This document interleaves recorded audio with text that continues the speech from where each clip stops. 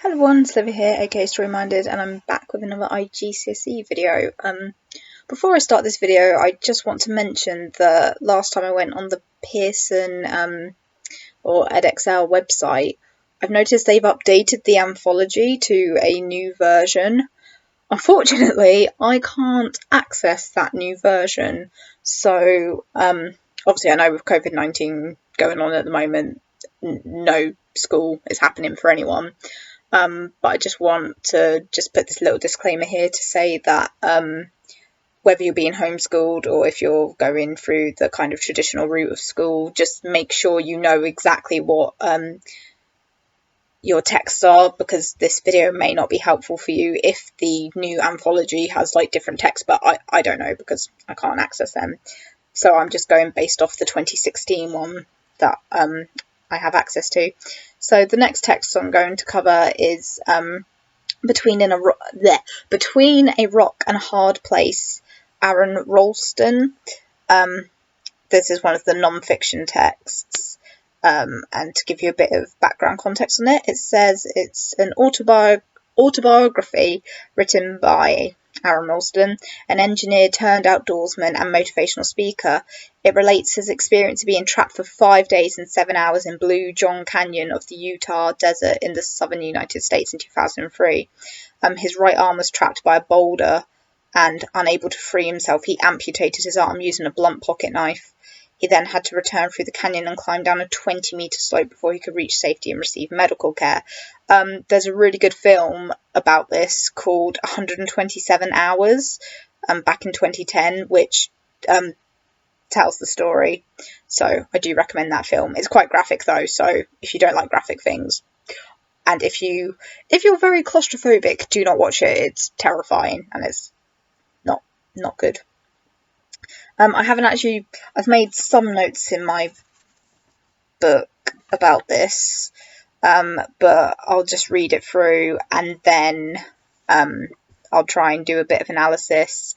I do struggle, I would say, well, not necessarily struggle, but non-fiction text can be quite challenging in terms of thinking about what you can analyse, but I'll try my best. Also, it doesn't help that my brain isn't functioning that well at the moment because I've been trying to do university assignments, and I've got 2 last assignments that are looming over me, which isn't fun. But I thought this would be a nice, creative, productive version of procrastination, so I thought I might as well do something useful.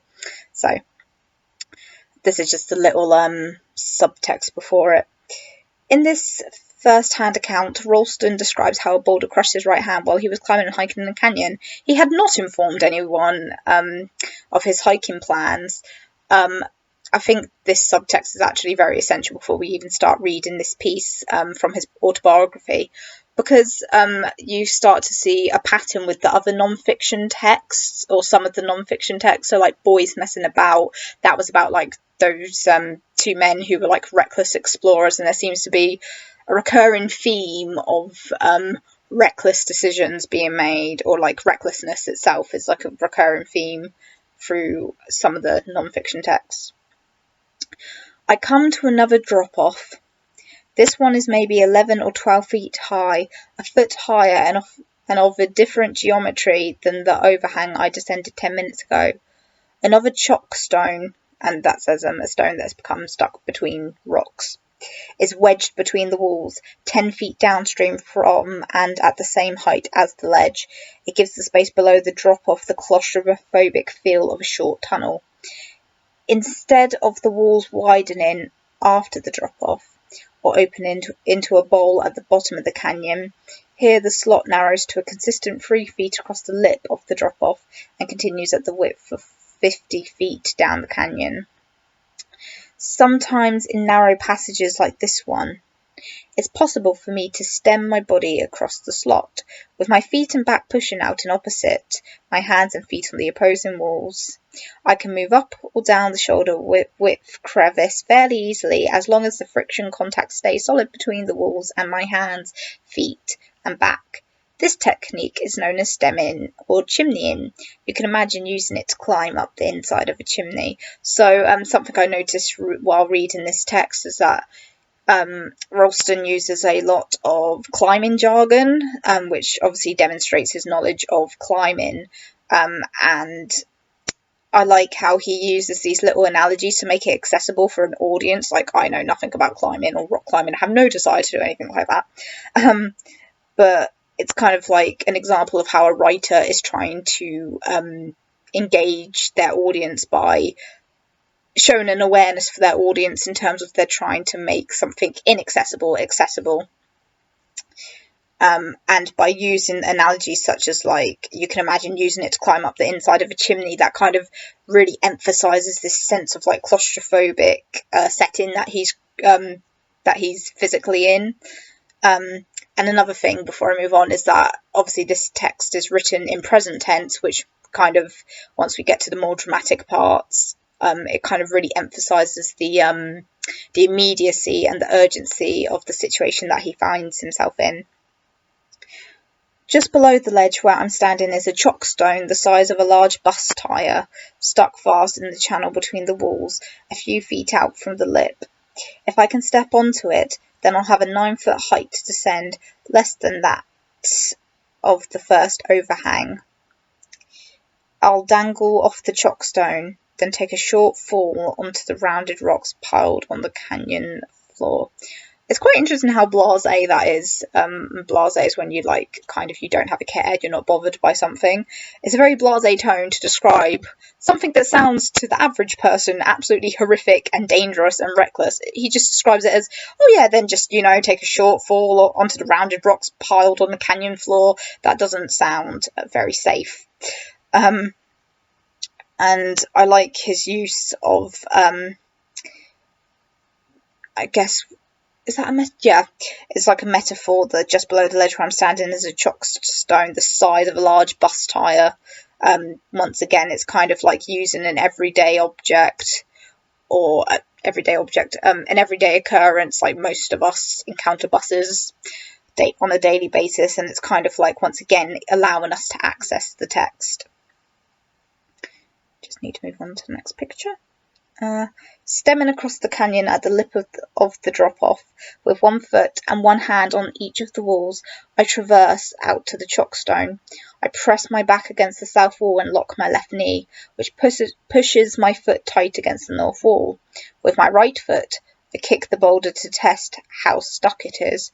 It's jammed tightly enough to hold my weight.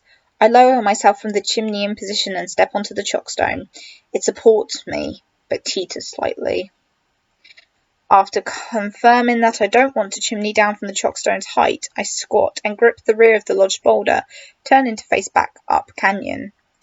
Sliding my belly over the front edge, I can lower myself and hang from my fully extended arms, akin to climbing down from the roof of a house. Once again, it's interesting how before the accident happened, he very much uses analogies that are very, not passive, but I can't think of the right words to describe it, but it's almost like where he's using that analogy of akin to climbing down from the roof of a house. Normally, even just sitting on the roof of your house could be deemed to be quite dangerous, but because he's in such an extreme situation, it just seems like it's incomparable. Like, he's using these, something that would be risky is less risky than what he's actually doing, and it just kind of shows this almost like nonchalant tone of it just really... It confirms he is a bit of an adrenaline junkie, and it just confirms that this sort of recklessness that he does, it kind of gives him a kick. But it's just very interesting the way he describes it for his audience to access. It's also kind of reiterating to you the fact that what he's doing is just very dangerous and very reckless, especially when we know from the little bit of information before the text, the fact that he's sorry, I've just had a message through that's distracted me. It's just not comparable. It just really isn't comparable, and just reiterates how dangerous this is, and he hasn't informed anyone where he is, so if something did go wrong, he's a bit stuffed. As I dangle, I feel the stone respond to my adjusting grip with a scraping quake as my body's weight applies enough torque, that means rotating force, to disturb it from its position. Instantly, I know this is trouble. and instinctively I let go of the rotating boulder to land on the round rocks below. It's interesting how the pauses increase there. It kind of really breaks it down step by step, which is interesting because after this paragraph isn't finished yet, but in the next paragraph he talks about the idea of slow motion, how everything slows down. So I guess the structure reflects the kind of slow motion and the kind of drama. It intensifies what's happening. When I look up, the backlit chockstone falling towards my head consumes the sky. So that's kind of like a I don't want to say it's a metaphor, but it's very much it's a very striking image, this idea that this gigantic boulder is literally consuming the sky and all he can see is black. It's quite terrifying. Fear shoots my hands over my head. I can't move backward or I'll fall over a small ledge. My only hope is to push off the falling rock and get my head out of its way. The next 3 seconds play out at a tenth of their normal speed. Time dilates, as if I'm dreaming, and my reactions decelerate. In slow motion, the rock smashes my left hand against the south wall. My eyes register the collision, and I yank my left arm back as the rock ricochets. The boulder then crushes my right hand and ensnares my right arm at the wrist. Palm in, thumb up, fingers extended. The rock slides another foot down the wall with my arm in tow, tearing the skin off the lateral side of my forearm. Then silence. It's very detached, the way he describes the actual accident, apart from that last bit, which is very visceral and which is like sort of very potent and very visceral, like in terms of senses, like this idea, it's almost like, oh, you can almost like feel the skin being ripped off. It's horrible. But that's like the most graphic it's got. But apart from that, it sounds very detached, which kind of relates to his thought process of how he's trying to look at this very instinctively and try to figure out how to get out of this situation, especially when he talks about this bit. My disbelief paralyzes me temporarily as I stare at the sight of my arm vanishing into an implausibly small gap between the fallen boulder and the canyon wall. Within moments, my nervous system's pain response overcomes the initial shock. Good God, my hand. The flare and agony throws me into a panic. I grimace and growl. My mind commands my body, get your hand out of there. I yank my arm 3 times in a naive attempt to pull it out, but I'm stuck. And that's like a very sort of short, snappy sentence, and it's kind of like he becomes more entrapped. And this is the last section. Anxiety has my brain tweaking. Searing hot pain shoots from my wrist up my arm. I'm frantic and I cry out. My desperate brain conjures up probably apocryphal, which means doubtful or untrue, story in which an adrenaline-stoked mum lifts an overturned car to free her baby. So that's kind of a very that comparison that he's making is very it's a very gruesome image, but also it's kind of like shows that he's in that fight response, like fight or flight, like he's desperate to get out of that situation, and he's relying on instincts and adrenaline. I'd give it even odds that it's made up, but I do know for certain that right now, while my body's chemicals are raging at full flood, is the best chance I'll have to free myself with brute force. So he's very aware that no matter how much pain he's in, the adrenaline is the time that he needs to act. He's not taking the time to assess the situation. He's just basically working on adrenaline and instinct and trying to free himself, because once the full pain kicks in, he will probably be immobilized. I shove against the large boulder, heaving against it, pushing with my left hand, lifting with my knees pressed under the rock. I get good leverage with the aid of a 12-inch shelf in front of my feet. Standing on that, I brace my thighs under the boulder and thrust upward, repeatedly grunting, "Come on, move." Nothing.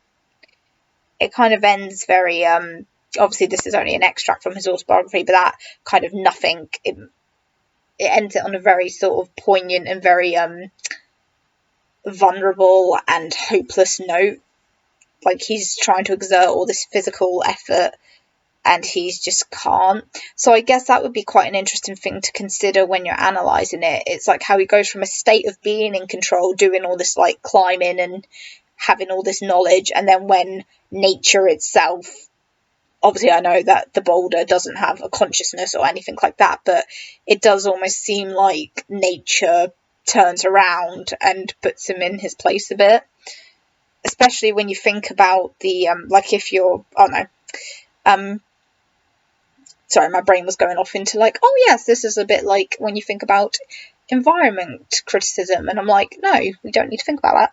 But is that interest in that almost idea that it switches it on its head, the setting, like the setting that he is master of, or the setting he is in control of, all of a sudden, like he tests out the boulder, he tests it out to make sure it's safe, and yet it just proves that nature is unpredictable, and what he thought was safe wasn't.